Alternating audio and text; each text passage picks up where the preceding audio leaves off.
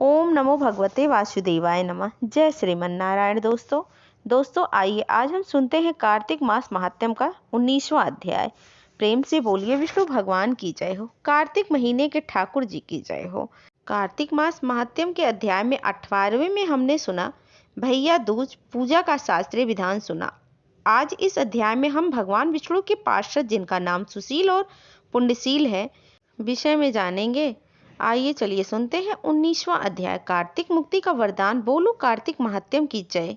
कार्तिकेय के ठाकुर जी की जय। राजा पृथु कहने लगे, हे नारद जी, कृपा करके मुझे भक्त वत्सल भगवान की पूजा का इतिहास भी सुनाइए। तब नारद जी बोले, हे राजन, एक पुरातन इतिहास कहता हूँ, सुनो। पहले चोल नाम का एक चक्रवर्ती राजा कांतपुर में राज्य करता था। उन्हीं के नाम पर उनके अधीन रहने वाले सभी देश चोल नाम के विख्यात हुए।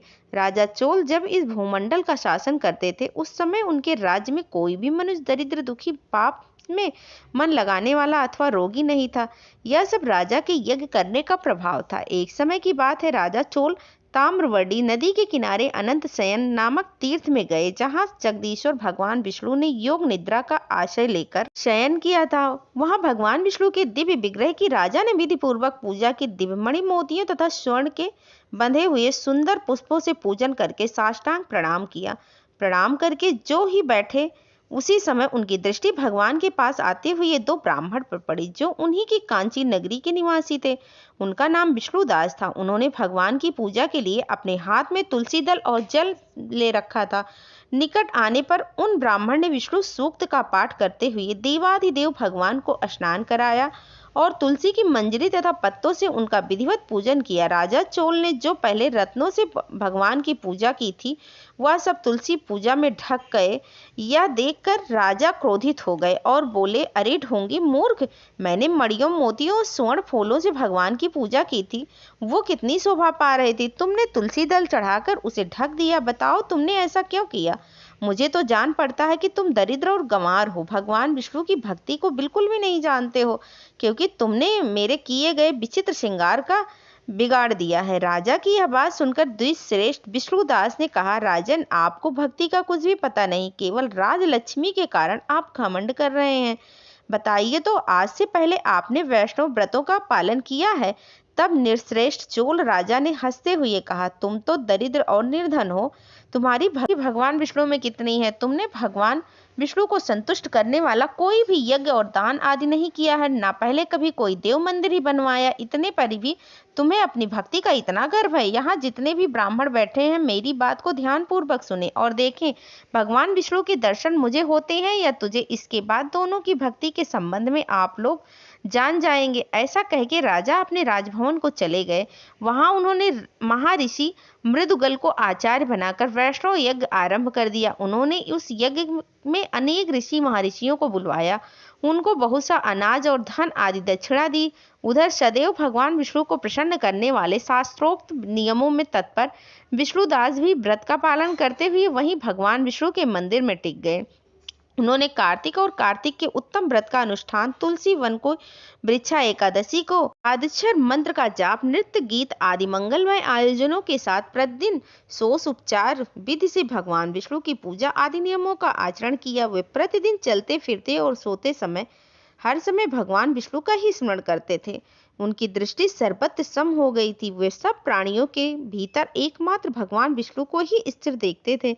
इस प्रकार राजा चोल और विष्णुदास दोनों ही भगवान लक्ष्मीपति की आराधना में संकलन थे। दोनों ही अपने अपने व्रत में स्थित रहते थे और दोनों की ही संपूर्ण इंद्रियां, समस्त कर्म भगवान विष्णु को समर्पित हो चुकी थी। इस अवस्था में उन दोनों ने दीर्घ काल व्यतीत किया।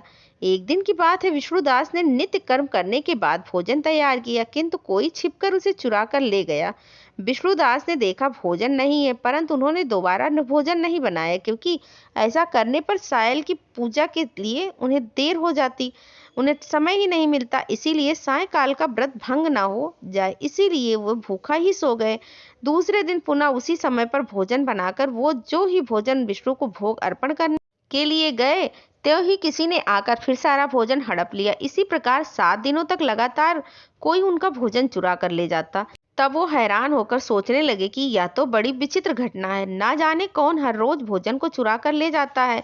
वो मन ही मन इस प्रकार विचार करने लगे, हाँ, कौन प्रतिदिन आकर मेरी रसोई को चुरा कर ले जाता है। यदि दोबारा बनाकर भोजन करता हूँ तो सायकाल की पूजा छूट जाती है, यदि रसोई बनाकर तुरंत ही भोजन करूं तो यह उचित न होगा। मुझसे यह भी नहीं हो सकेगा, क्योंकि भगवान विष्णु को सब कुछ अर्पण किए बिना कोई भी वैष्णव भोजन नहीं कर सकता है। आज उपवास करते हुए मुझे 7 दिन हो गए हैं। इस प्रकार मैं व्रत में कब तक स्थिर रह सकता हूँ। अच्छा, आज मैं रसोई की भली भांति रक्षा करूंगा। ऐसा उन्होंने सोचा और ऐसा निश्चय करके भोजन बनाने के बाद वहीं कहीं छिपकर खड़े हो गए। उन्होंने इतने में ही देखा कि एक चांडाल जो रसोई का अन्न हर कर जाने के लिए तैयार ही खड़ा था। भूख के मारे उसका सारा शरीर दुर्बल हो गया था। मुख पर दीनता छा रही थी। शरीर में हाड़ और चमड़ी के सिवा कुछ भी नहीं बचा था। उसे देखकर श्रेष्ठ ब्राह्मण विष्णुदास का हृदय करुणा से भर आया। उन्होंने भोजन चुराने वाले चांडाल की ओर देखकर कहा, भैया जरा ठहरो, जरा ठहरो, क्यों रूखा सूखा खाते हो, या घी तो ले जाओ। इस प्रकार कहते हुए विप्रवर विष्णुदास उसकी ओर बढ़े। विष्णुदास को अपनी ओर आते देखकर वो चांडाल भय के मारे बड़े बेग से भागा और कुछ ही दूरी पर मूर्छित होकर गिर पड़ा। चांडाल को भयभीत और मूर्छित देखकर विष्णुदास बड़े बेग से उसके पास गए और दयावश अपने वस्त्र के छोर से उसको हवा करने लगे। जब वह उठकर खड़ा हुआ तब विष्णुदास ने देखा वहां चांडाल नहीं बल्कि साक्षात नारायण शंख चक्र और गदा धारण किए उसके सामने उपस्थित थे। भगवान का दर्शन करके सात्विक भाव से युक्त वो ब्राह्मण उनकी स्तुति तथा प्रणाम कर कुछ भी न कर सका। तभी वहीं पर सब इंद्र आदि देवता भी उपस्थित हो गए। गंधर्वों और अप्सराएं आकर गीत गान करने लगी तथा नृत्य करने लगी। भगवान विष्णु ने अपना स्वरूप ब्राह्मण को दिखाकर उनका आलिंगन किया और दिव्य विमान में बैठाकर उसे बैकुंठ लेकर उस समय यज्ञ के दीक्षित हुए राजा चोल ने देखा विष्णुदास एक श्रेष्ठ विमान पर बैठकर भगवान विष्णु के समीप जा रहे हैं। विष्णुदास को बैकुंठ धाम में जाते देख राजा ने शीघ्र ही अपने गुरु महर्षि मृदुगल को बुलाया और कहने लगे, जिसके साथ स्पर्धा करके मैंने इस यज्ञ दान आदि कर्म का अनुष्ठान किया, वो ब्राह्मण आज भगवान विष्णु का रूप धारण करके मुझसे पहले ही बैकुंठ धाम को जा रहा है।